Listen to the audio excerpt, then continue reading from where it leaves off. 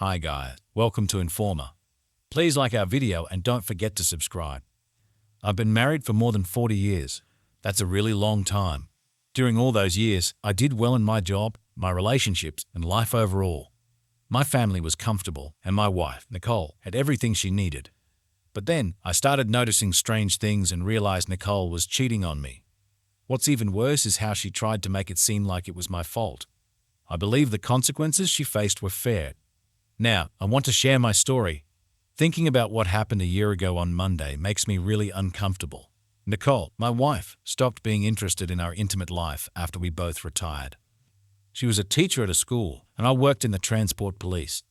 We might not have been super passionate like rabbits, but in the beginning, we often had sex, sometimes even a few times a day. However, by that Monday, a year later, I couldn't even remember our last intimate moment.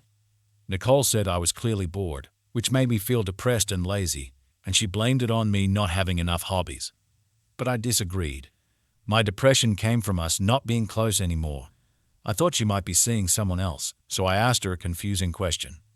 If she wasn't interested, why didn't she miss it like I did? And if she was with someone else, how and when did it happen? On that Monday, she said she was meeting her old friend Sylvia for coffee in town. I didn't quite believe her, so I decided to follow her. I watched them at their favorite cafe, and everything seemed normal. Even when she came back with groceries later on, everything seemed usual. I'm used to paying close attention to details, being a former policeman. Thursday nights were important. She went to pottery classes while I went to the pub. For 3 weeks, I watched her daily routine from a nearby pub, even seeing her doing pottery through the window.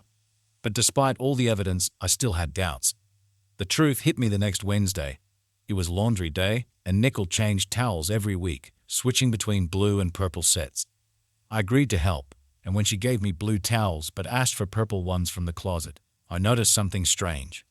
The towels were being changed systematically. As we took apart the bed, I couldn't shake the unsettling feeling that a white towel, which wasn't part of our usual bathroom set, was in the laundry. This white towel, not needed for our usual routines, made me think she might be hiding something, maybe even evidence of an affair in our own home to avoid suspicion.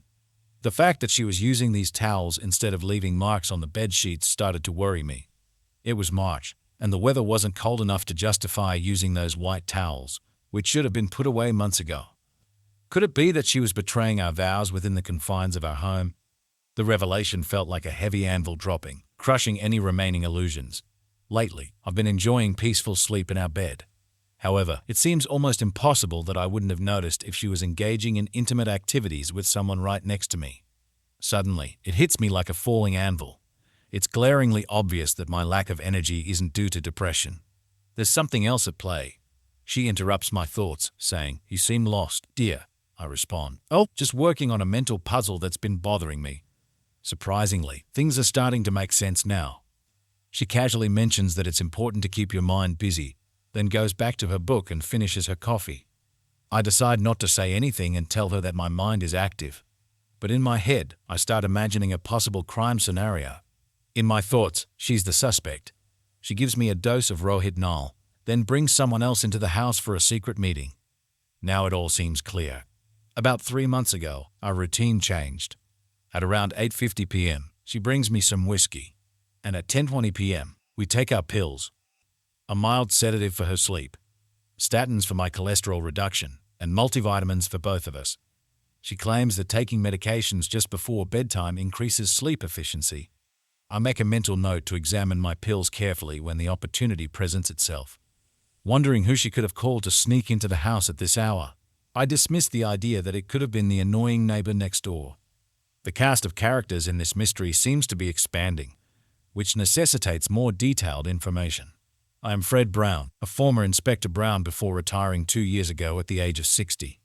A career setback led me to join the British Transport Police, where I served as a detective inspector for the last 5 years. Despite my efforts to stay in shape, I was overcome by lethargy. But if my suspicions are right, things will change soon. I'm 5 feet 11 inches tall, and I value honesty and dislike dishonesty. My wife Nicole is about 5 feet 8 inches tall, with a graceful and slender body, small breasts, long dark hair, and green eyes. Our neighbors on the right are an old couple we hardly ever see, and on the left are Kimberly and Billy, who seems unfriendly. Nicole thinks Billy is great, but I have a different opinion. Kimberly, who's really nice, lost her first husband to cancer and has been with Billy for the last 5 years, even though he's not so nice. I have a theory about what's going on, but I don't have proof. The situation with the pills is still a mystery, but I'm living my life my way. On Thursday evenings, Nicole goes to pottery classes at 18W and comes back around 7:30 p.m., just like always. At 9:30, right after she left, I quickly got a pair of gloves from a box in the garage. I started looking around my house, not sure what I was searching for exactly. I was looking for something strange, maybe something that shouldn't be there in our normal lives. We usually notice things that don't fit. But when you're really investigating, even small strange things, even normal ones, can give you clues. I first looked at the pills she gave me, thinking they were vitamins. I suspected they might be sedatives she was prescribed. When I read the brochure that came with them, warning not to drink alcohol, my suspicions were confirmed. The next morning, when I didn't take them, I felt much better. Over the next few hours, I carefully combed through every room, making sure that there were no traces of my research left. I found no obvious signs of intimacy in the guest bedrooms, clean sheets that seemed freshly ironed, although I knew they hadn't been washed recently, meaning unused. Unfortunately, there were no signs of cheating in our bedroom either, which increased my disappointment. However, the gold wrapper I found from a ridged condom hidden in a chaise longue at the back of the house revealed the truth. It wasn't a brand I'd ever used. The realization hit me. They were having sex on the couch, using a towel to hide the evidence. She'd throw a towel in the wash and come back to our bed. I think my marriage is broken beyond repair. I could have filed for divorce even without proof of her cheating, but that wasn't enough for me. I felt like I needed to do something in return. Even though I thought I was better than being petty, the level of disrespect I felt demanded a response. I really wanted revenge. For the next few days, I sat quietly, planning what to do, and I noticed how little my wife seemed to care about my feelings. Thinking about it, I realized I felt the same way about her. But since I was the only one who knew about the divorce plans, I acted like everything was normal every night, smiling and pretending to take my pills, but actually spitting them out when she wasn't looking. One night, when her phone vibrated and woke me up, I pretended to be asleep while she left the room. The sound of the linen closet door opening and closing on the landing filled the silence. Despite my bravado, I was overcome by a feeling of unease. I considered going downstairs and catching her in the act, but hesitated. I didn't want to witness the betrayal. Meeting them face to face seemed tempting, but I knew it would lead to complications. Then an idea struck me. I had a spare remote control for the home alarm system, taped under the bedside table. Expecting her to turn off the system when she went downstairs to let her lover in, I waited. After giving them a couple of minutes to get comfortable, I pressed the alarm button. The chaos that followed filled the house, ruining their plans for romance. I felt really satisfied watching him rush out of the house. Even though Nicole managed to turn off the alarm, I knew she didn't really understand how it worked, except for turning it on and off. Later, just to test her, I casually asked, "Did you just come in?" Pretending I might have been caught doing something wrong, I said I had to go downstairs to turn off the alarm. She complained about it. I innocently asked, "What turned it on?" She said it wouldn't work unless someone was downstairs. I suggested I go check. She firmly said no. She knew that if I tried to go downstairs in my condition, it could end badly, maybe even with me needing an ambulance. She was smart enough to see the potential problems. In the end, she said she had already turned on the alarm, checked all the doors and windows, and told me to go to bed.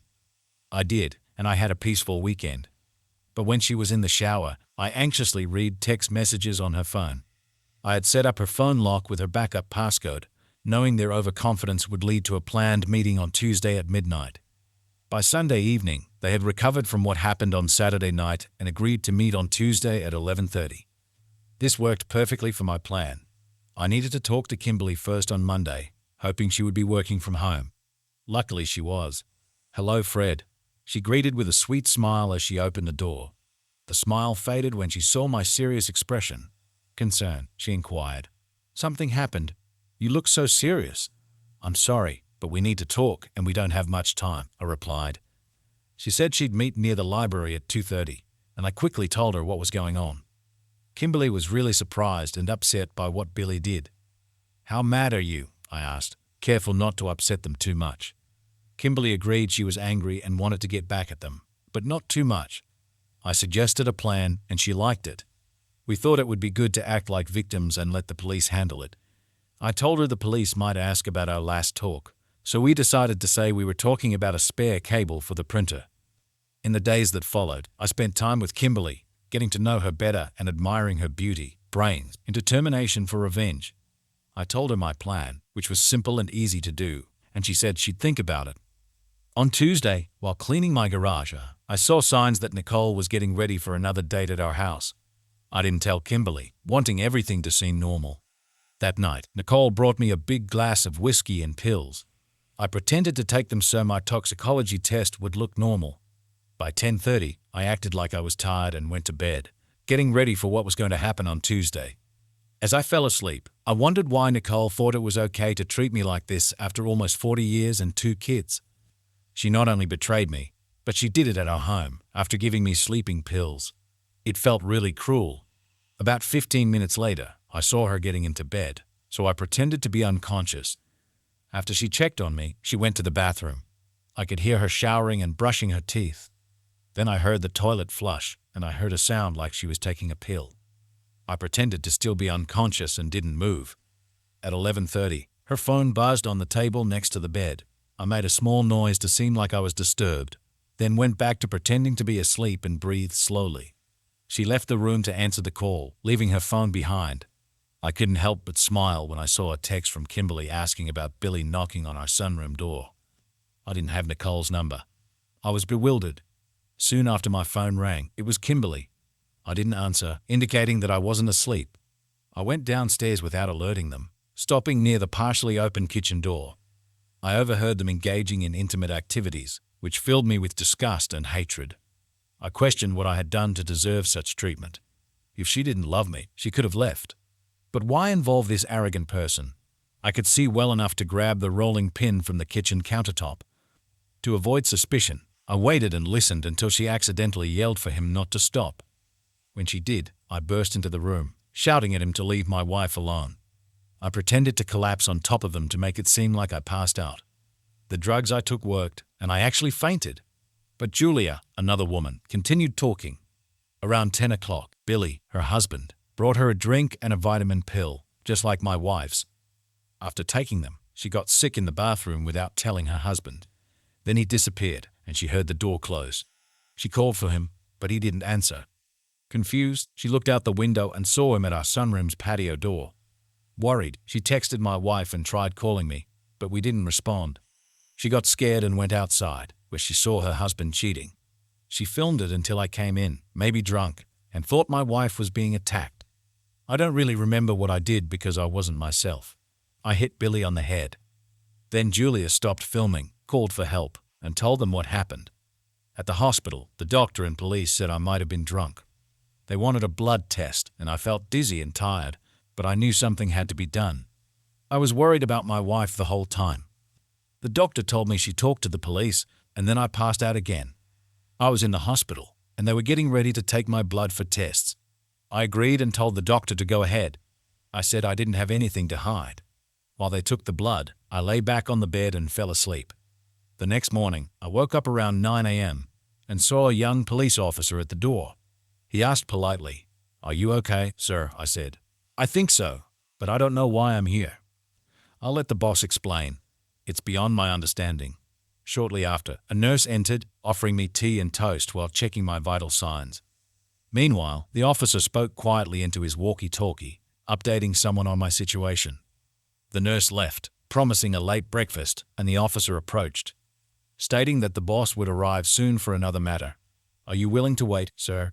he asked, to which I replied with a wry smile, acknowledging the consequences of leaving. He grinned at my answer, appreciating the professionalism. Later, when we were chatting over breakfast and beer, discussing England's poor second-place performance in Australia, he mentioned that the boss would be arriving soon. In the interrogation room at the police station, I found that I had been arrested on suspicion of assault causing actual bodily harm.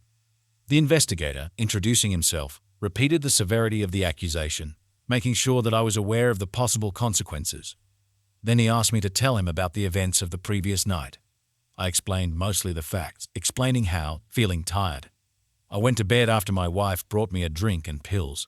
I found that my wife was missing, and I heard a noise downstairs. Acting on impulse, I intervened, only later learning that the man I attacked was my neighbor, Mr. Billy Miller. The investigator informed me that my wife was also arrested, pinning the man to the ground as paramedics took us away. Expressing genuine offense, I questioned the investigator about Billy's identity. He revealed that Billy was my wife's lover, and they had conspired to drug both of us over the past 3 months. They had administered a prescription drug, falsely labeled as vitamins, causing potential harm. The investigation progressed, revealing collaboration between Billy and my wife in keeping us intoxicated while continuing their affair. The police found evidence of their malicious intent, charging them with poisoning and conspiracy to defraud. Both faced significant prison terms if convicted. Billy was discharged from the hospital, marking the end of a tumultuous ordeal. Off to the police station we both went, both facing investigations before the trial. My wife ended up with a 2-year sentence for abuse of office and another 2 years for conspiracy to commit fraud. Interestingly, both things happened at the same time. He got a 3-year sentence for using something bad. Because Kimberly's liver was damaged and he did something dishonest, he got 5 more years in prison. Kimberly really helped the police a lot, finding every bit of money he had. It's surprising, but there's some good news for him. Doctors in prison think he'll be able to talk normally again when he gets out. But it's hard to say what kind of job he'll get, since the police took most of his money under the law. Even his old friends from school are hesitant to give him jobs dealing with money, and there's more to it. The police said we were the ones who got hurt, and I wasn't charged with hurting someone because I was drugged by a friend of the man they said I hurt. I brought in old acquaintances from the national press, Kimberly, and I maintained a dignified silence, feeling terribly betrayed by those we had trusted. We needed space to contemplate. The news spread with joyful frenzy. Kimberly and Billy faced relentless vilification from every corner. No commentator or talking head found any excuse for their behavior. Kimberly especially garnered sympathy for her charm, leaving everyone bewildered as to why Billy would leave her for someone else. Our 2 children attended court throughout the process. I couldn't sit with them until I testified and was released. My time on the witness stand lasted only 20 minutes, during which forensic experts presented offensive testimony, including blood tests, Kimberly's liver damage, vitamin containers, text messages, and financial due diligence. The revelations in their SNS almost admitted everything. Even though he thought he was smart, the truth came out in court. My daughter stopped talking to her mom and sent her a letter in prison saying she didn't want any contact because her mom was in jail for poisoning someone. This really hurt my son. He asked if it was okay for him to visit her in prison to hear her side of the story. I told him he could go, but warned him he might be disappointed. A few weeks later, he called and said he was disappointed. Kimberly blamed someone else for what she did, saying they manipulated her when she was vulnerable. She lost her respect, reputation, husband, daughter, son, and grandkids because of her affair with a thief. I divorced her while the police were investigating, and we sold the house and split the money fairly. She had to pay for a lawyer, and I sued her for the emotional pain she caused me. When she got out of jail, she didn't have much money besides her pension. She thought she'd get half of the house, but it was put in a trust for our twins from her first marriage. She could still live there, though, while Billy didn't know what would happen next. People in the public looked at us and saw us as unlucky victims of 2 bad spouses. When the media wouldn't leave us alone, I went to a quiet villa in the south of France for a break. Kimberly and I both stayed in similar villas while visiting friends. We grew to trust each other, and our friendship turned into love. Eventually, I moved in with Kimberly, and we became partners for life. Our kids and grandkids got close, and Kimberly and I love each other very much. At first, I was upset about not feeling close to anyone, but Kimberly said she'd make up for what her husband did to me. And she did, during our first week in France. Kimberly is really passionate, and I can't believe her ex left her for someone as plain as Nicole. Now we take the right vitamins every night, and Kimberly stopped drinking to help her liver heal. I quit too, because I want to live as long as I can with her. Before, I joked that Kimberly was beautiful, smart, and tough. But now, it's true. She lost her husband to cancer, raised 2 kids by herself, and was betrayed. But she still loves me with all my faults. Second story. Ex-wife cheated 2 years ago, still denies his existence. I told a story about my ex-wife meeting a man from a car club while we were still married. She started a relationship with him, which I found out about by checking her phone records and the GPS in her car. She kept him a secret from me. After our youngest child went to college, I confronted her about it, but she denied everything. So I moved out and we got divorced. She's been losing weight and talking about her health journey since I left, probably because this new guy is younger. We don't talk much except about our kids. Recently, we had to attend our child's graduation together. I decided to be polite and act like everything was okay, even though we're not together anymore. We ended up sitting next to each other during the ceremony rehearsal, and we had an hour to wait before things started. She started asking me personal questions about my life, but I mostly avoided answering them. On Easter break, she introduced her affair partner to our children. They told me about him and asked if I knew about him. I said yes, but I didn't give them any more details. We had some time to spare, so I asked my ex if she was happy with her boyfriend. She quickly denied they were in a relationship and said he was just a friend. I chuckled and reminded her they'd been together for over 2 years, and if I were him, I'd feel upset not being called a boyfriend. She got emotional and teary-eyed, saying she regretted a lot of decisions and wasn't happy with how life turned out. I asked her to explain what decisions she regretted, but she fell silent. I felt sorry for her after our talk. She's been lying for so long that she doesn't even understand what really happened between us, and she won't admit her part in it. Driving home, I finally felt like I was winning in this situation for the first time, and things are looking up. Thanks for watching and don't forget to subscribe.